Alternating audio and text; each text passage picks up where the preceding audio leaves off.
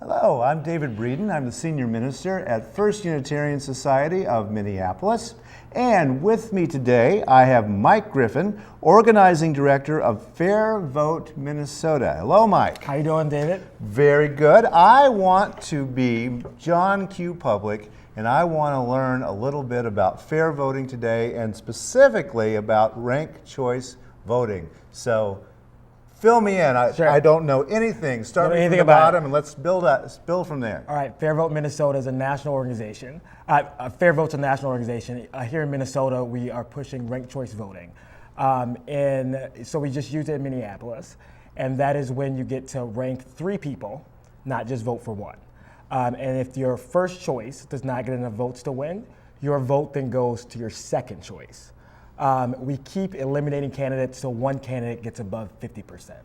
Okay. It's a way for our elections to be won by a candidate with a true majority, with as close to 50% as possible. Okay, so if there are 3 people on a ballot. 3 people on the ballot. Right? Okay, and I'm John Q. Public, and I walk in. All right, and I want person number 1. Sure. For sure, and so I put a check by that person. Then what do I do? And then, so you put your first choice in the first column, okay. Right? Your second choice in the second column, and a third choice in the third column. Okay. Right? So you have 3 different columns that people are voting. Okay. In Minneapolis that we used last year. And what happens is if their first choice doesn't have enough votes to win, we try to have our candidates campaign to win a majority, so as close to 50% as possible. So with 3 candidates in a race, there might be the first choice votes split evenly, maybe 33% of the vote. No candidate gets to 50%. So then you have to go to your second choice, where we would drop the last candidate. And then if you voted for the last candidate as your first choice, your vote will then transfer to your second choice. It's a way for your vote to continue to move and to transfer to your next possible candidate. It gives the voter more choice and more power. Their ballot is more powerful by being able to rank more people. Okay, but what if I really don't like that third person? Should I put them in third or just not mention them at all? Is there a difference? Sure. So in Minneapolis election, there were 35 people running. Yeah. So most people, like overwhelming amount, like 88% of people ranked 2, 75% of people ranked 3 candidates. You could, in a ranked choice, only vote for 1, right? But if that candidate, God forbid, doesn't have enough votes to win, your vote won't transfer to your second or third choice. I see. Okay. All right. So it is to my advantage to fill in the blanks when there's more than 3. Right. Exactly. Okay. It gives your ballot more power. Okay. If your first candidate doesn't win. Okay. All right. Now, you're about fair elections here, I guess. Absolutely. You're involved in this organization, and so your organization sees this as more fair. So tell me some of the things that ranked choice voting does to an election. Right. Does it change it, or is it still the same old thing, just mathematically different? Right. So currently in Minnesota, ranked choice voting is used in municipal elections in Minneapolis and St. Paul.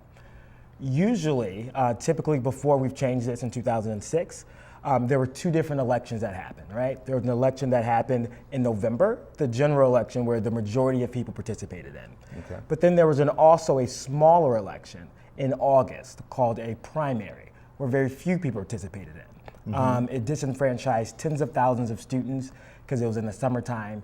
It had a very low community of color participation. It was high cost, very low turnout, unrepresentative of the city population.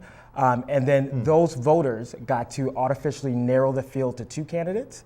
And then in November, when students were in and more people participating, they got to choose from the 2 candidates that were narrowed back in August. Okay. So all right. That system is over now. Now there's just one big election. One big election in November where you get to rank 3 people, right? That we just had last November, where you rank 3 people, not just vote for 1, with the winner, now Betsy Hodges, won by building a diverse coalition, going to communities all across Minneapolis to pick up first, second, and third choice votes to win with a close to 50% majority. Okay, all right. So it forces or encourages, shall we say, the candidate to reach out to more people so that at least they can be the number 2. Exactly. Even if I don't like you, you're not my favorite hometown person, but if I kind of like you, I might put you in 2 or 3. Right. So candidates and campaigns. So I come from candidate campaigns. So I worked for Obama and candidates. Usually when you are going out knocking on doors, you ask for, hey, can I get your support? And they say, no, I'm probably going to vote for your opponent. You would then leave the conversation there. You might not even register them to vote. You have no interest in like that person learning about information about your campaign. They made up their mind. Now in a ranked choice election, when you're trying to campaign to win 50% of the vote, you're trying to get second and third choice votes. So now your opponent's first place vote could be your second place vote, could be your friend, right? So you're building broader coalitions to actually get as close to 50% as possible. So it completely changes how people campaign, where they're out talking to people, trying to get, talking about issues, talking about why issues matter to them, and instead of just negatively attacking people to win, to get the majority of votes, not just to come in first, but get the absolute majority of votes. Okay. Well, yeah, well, and it had never occurred to me that it might make election cycles a little bit more friendly, or at least less mudslinging, because I want not only to present myself as the best candidate, but I don't necessarily want to present you as Mr. Bad Guy. Right. Because you have to win, because you could need those second and third place votes in order to win. Okay, all right. So typically in elections where candidates just have to come in first, they would only appeal to their narrow base of voters. So Betsy Hodges was the council member of Ward 13 in Minneapolis, right? Far southwest Minneapolis. Usually before 2006, before we had to change the elections, candidates typically just went to their ward and just focused on turning out as many votes as they could to come in first place. Okay. Right? We just had an election where Betsy was elected by building a broad coalition, by going to North Minneapolis, by going to the University of Minnesota, by going to Southeast Minneapolis, talking to people, not just to get first place votes, but second and third place votes, to build a broad enough coalition, and that's what ranked choice voting does. It makes a more civil campaign in elections. Okay, so not saying she's a soccer mom, but if I were a soccer mom, and even if I know I've got all the soccer moms in my back pocket, I'm still encouraged then to reach out to the soccer dads too. Right. Right, and maybe even the badminton dads or Right. something. And that makes sense. So I guess I'm unclear exactly how the mathematics work. Okay, I know that some conservatives have definitely objected to going to this. I know one complaint is it's too complicated, et cetera. I mean, what's your answer to that? Sure. I don't know. I think conservatives and liberals like the system. So we found when we were talking to voters in Minneapolis that the conservative voters liked it because it gave them, their candidate, opportunity to campaign all the way through November, right? And so a candidate like Cam Winton, for example, who's an independent mind, a Republican thinker, had the opportunity to debate all the way to November to make sure his ideas were heard. So the Republicans that were in Minneapolis actually liked the system because it gave them more voice. Now there was a faction, right, of political thinkers who thought that young people, seniors, and communities of color would not understand that they could rank 3 people and not just vote for one. Right? Okay. And what we found in Minneapolis is that we ran a very aggressive campaign at every community event, college campuses, churches, educating people about ranked choice, that they can rank 3 people, not just vote for one. And what we found was it was easy to understand. And not only was it easy to understand on election day, young people, over what young people thought, 91% found ranked choice easy to use. Seniors over the age of 65, 81% thought it was easy to use. Communities of color, 82% found that it was easy to use. And overall, 88% of all ballots actually ranked candidates. So we want to make sure that, the thought was that maybe 33% would rank. We wanted a goal of 50% ranking, but the amount of people who understood the system and used the system in Minneapolis proved that voters liked it, and it's pretty easy as 1, 2, 3.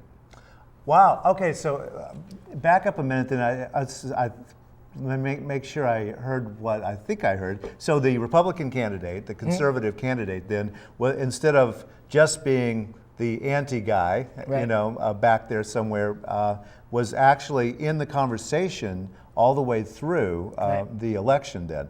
And I know that when I lived in Texas, which is a one-party state, Republican mostly, no one even bothered to show up for the Democratic primaries there because there was no point anyway. Because so really the game, the election was between Republican candidates, and they would range them from liberal to very conservative. Right.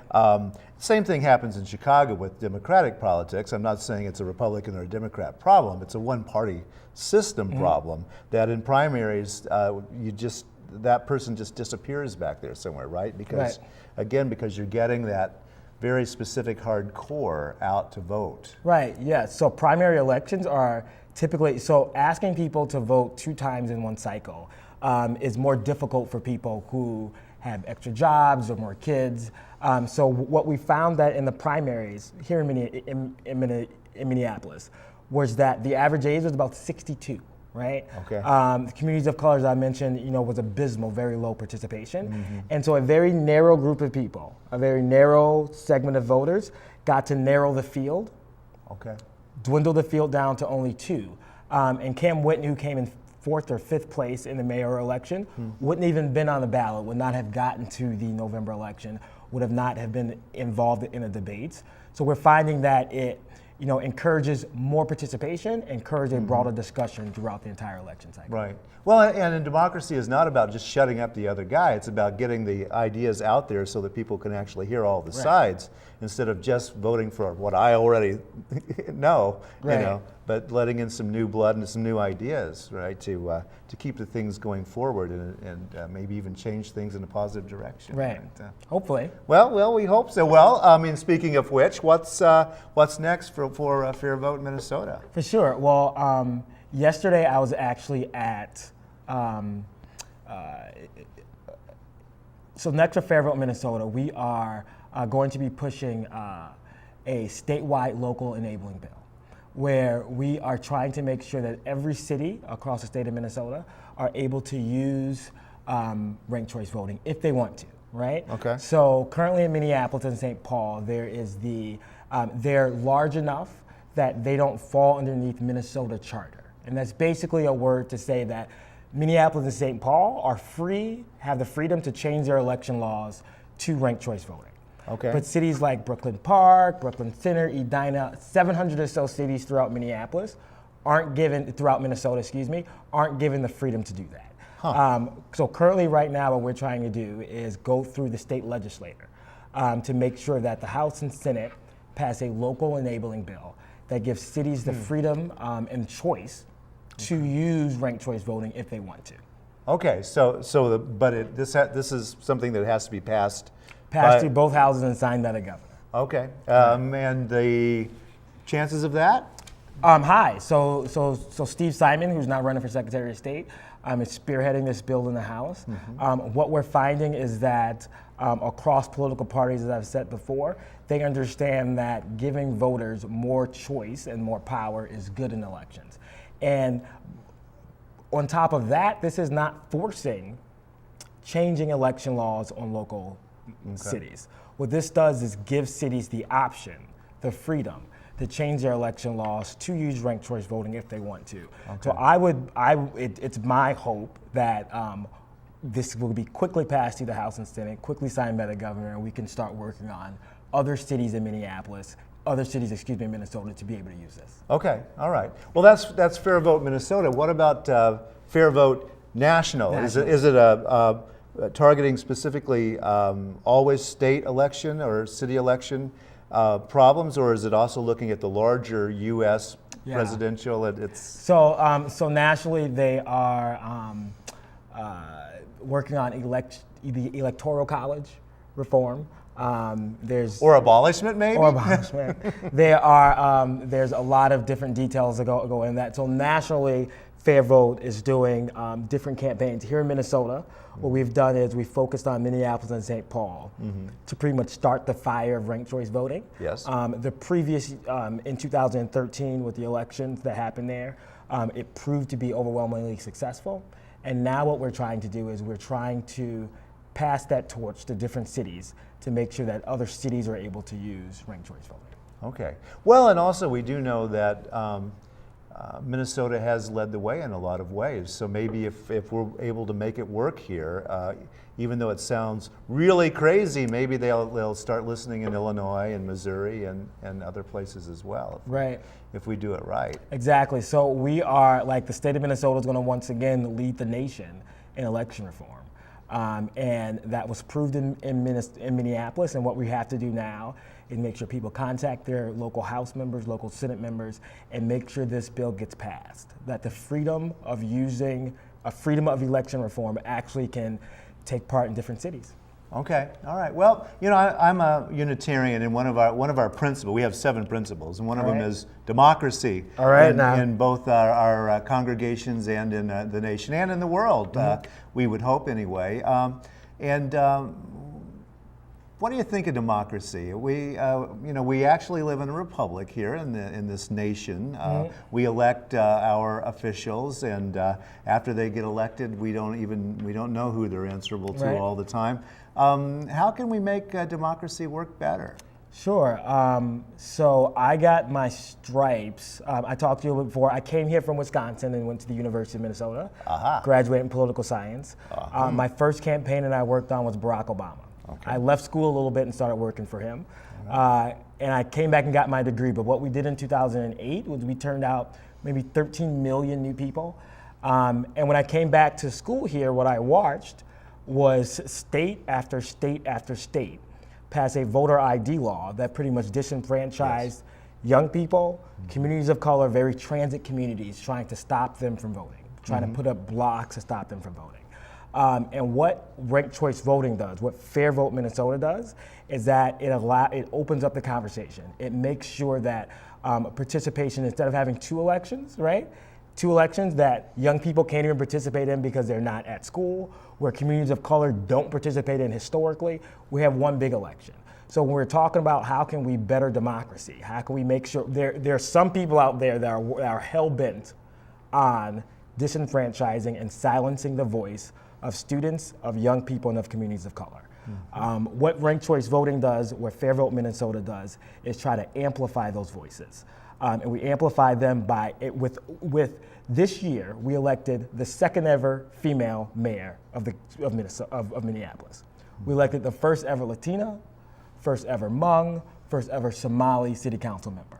We have a mayor that is now talking about her main goal in Minneapolis is shrinking the gap between communities of color and white communities. What we're seeing is our democracy getting stronger, and that is because of the reforms that has happened in our elections in Minneapolis. And it's going to be my goal over the next year that we're able to give other cities the freedom to change their democracy as well. Okay, but one of the counter arguments there is that people got so excited about Obama's election, and well, we know how politics actually works, and what I wanted didn't happen. So I'm going to just give it up finally. I'm not going to vote again because I'm disappointed. Do you think that's? Yeah, so that was, Obama was, I thought it was very historic. I love the fact that we have our first African-American president. But I think there's only so much one man can do. And now it's going to be on us to make sure that the House, the Senate, nationally, that our local elections also are more moderate, make sure that friendly people are elected. And we do that by making sure that all voices are heard throughout communities, that we don't have 2 elections anymore. We have 1 big election for municipal elections. And that gives more voice to make sure that our people who are elected are more accountable for a broader voter of people. Well, the other argument is that it did wake people up, and that we're never going back, that America has fundamentally changed in its demographics of who votes now. Right. And so you see it that way. You really have hope that things have changed. And we are, the demographics have drastically changed. And we want to make sure that in our elections, that those demographics are actually representative of who's showing up. And that's what we have here. That's what we proved in Minneapolis, and hopefully we can take that statewide. One of the arguments, of course, about why we have these people who don't have to cooperate with anyone in Washington is about gerrymandering and the changing of districts, specifically aimed at getting particular pockets of particular kinds of voters put in particular sorts of places. Right. Is Fairvote working on in any way against gerrymandering, or is maybe this being overblown and maybe that's not a problem anyway? Or how does is there a strategy for figuring out how to get less of that kind of super left or right wing? For sure. You know. So nationally, there's no real way to deal with it because different states can use their census data to figure out how they want to gerrymander. So this is going to have to be state by state, right? And I think one of the solid ways that we can combat gerrymandering is to make sure. So you mentioned that you're from Texas. In 2010, I was working for Organizing for America, and we watched the Tea Party win a lot of congressional seats in the state house, in the national house. And that was because of a primary system, right, that had people vote for a very narrow group of people. A narrow group of people got to vote in a primary, and then the general election they won, right, because they were elected as a Republican in those heavily Republican areas. And now they are, in Congress.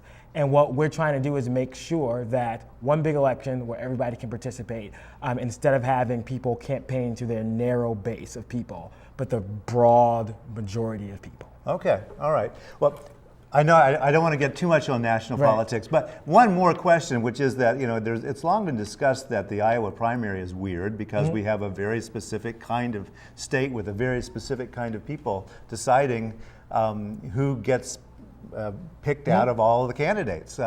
Is there anything we can do about something like that? So the changing the, so you're referring to the Iowa and New Hampshire being first and second. That would be another national Fairvote Minnesota thing, and I'm focused solely on Minnesota. Okay. That I don't want to bite off more I can chew. But, okay.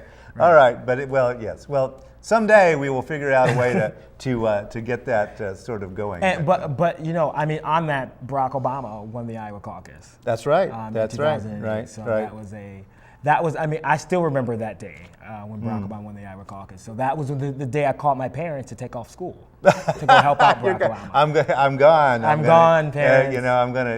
I'm gonna change the world now. Yeah. Well, maybe it's. A great many people had that feeling with John F. Kennedy's campaign in the '60s, and it created an entire social movement. And maybe your generation can continue and keep going on that. And what we found was that on college campuses, young people are fired up about changing the election reforms. They understand. They see the dysfunction in Washington. They see the House. They see our government shutting down. And what they overwhelmingly understood it, they overwhelmingly used it, and they have a fire underneath them to want to take this to other cities that are given the option and the freedom to use this method of voting. Great. So that's what you're doing too. You are going around and you're talking about this and waking people up. And I know that at my congregation, for example, we had some folks from the organization come and before the election and explain ranked choice voting after our Sunday assembly, and so that they could actually see what a ballot would look like and learn a little bit about that. So. And your congregation thought that was easy, right? Yep. Easy as 1, 2, 3. Yep. I mean, people rank their preferences every day. That's true. You want to go to an ice cream parlor, your favorite ice cream is strawberry, they don't have strawberry, you don't leave, you don't throw a temper tantrum, you don't burn down the place. You ask for chocolate, right? They don't have chocolate, what do? You ask for vanilla. I was at a vending machine just out there, there was no Pepsi. I'm thirsty, I got a Coke, right? So we do it every single day where we rank our preferences, right? Okay. So if my first candidate doesn't have enough votes to win, you go to your second candidate. Right. It is just that easy. It is just that simple. We did it in Minneapolis. It was overwhelmingly successful, and that freedom can be easily used in different cities as well. Well, I understand you're going to be heading off to Rochester after we're done talking today, and I am. so you're taking the gospel of ranked choice voting to Rochester too. Yes, we're taking the fire to different cities. I was just in Duluth last weekend. We're going to Rochester today. We are going to be all over the greatest state in the union, making sure that our legislators understand that this voting reform is for the positive, and to give cities, give local municipalities the freedom to use it. Okay, that is a really, I mean, again, I believe so much in democracy. And it's not just about getting to vote for what I want. It's getting to that in there and arguing about it. And I actually do understand, after you and I have a big intellectual discussion on things, I actually do change my mind a little bit, right? And or I have to make a little bit of a deal in Congress, and maybe I was a little wanting to raise taxes a little too much, right? And, Right. And suddenly those ideas get mixed up, and the art of the possible, politics, happens from that. Absolutely. From that matrix of things. I want to ask you one more question. I know that that you are driven. Well, I'm a minister, so I sense that you are driven by your spiritual faith to keep this up. Can you say a little bit about that before we're done? Sure. I'm the son of a pastor, Lutheran Church. I left home and I came to Minnesota, the greatest state in the union, for school. And haven't left yet. I am a member of Grant Stevenson's church, and you know, I think that what gives me strength every day is to know that, you know, America doesn't change quickly; it changes over time. And my faith guides me waking up every day to go through the election reform and go through and battle democracy. It's not easy out there. I mean, there are people who are hell-bent on keeping their power, who don't like choice and power to be given to communities of color, to young people, to seniors, right? That's right. And it is not going to change overnight. It's not going to change tomorrow. But as we've seen in 2008 with the election of Barack Obama that I was a part of, and what we saw in 2013 with the election of Betsy Hodges, who built a broad coalition, we're seeing the arc changing a little bit. And it's just my job to pull it down a little bit, and my faith keeps me strong in that. You are bending the arc of history toward justice, a little bit at a time, and you have the faith that you can do that in the long haul, because we're not going to wake up tomorrow. No matter who we elect, we're not going to wake up tomorrow and it's all okay. No. And all the issues and problems have gone away. Absolutely not. We've got about 30 seconds. Is there anything that you want to leave our viewers with and think about this? Sure, yeah. If they would like to get involved with Fairvote Minnesota, we've got a website. My email, I've got a number, I think that might be flashing on the screen. Okay. To contact us. We are building a grassroots campaign to make sure that the fire that we've started in Minneapolis and St. Paul, we can take to every city. We can pass the torch to every city throughout the greatest state of the union, and we can only do that if they contact their House members, their Senate members, get it passed this year and signed by the governor. Okay, and they too can get involved and make real change in this state and in the United States. Thank you so much for joining me today. I am David Breeden. I'm the Senior Minister at First Unitarian Society of Minneapolis. Thank you so much for joining us, and see you next time.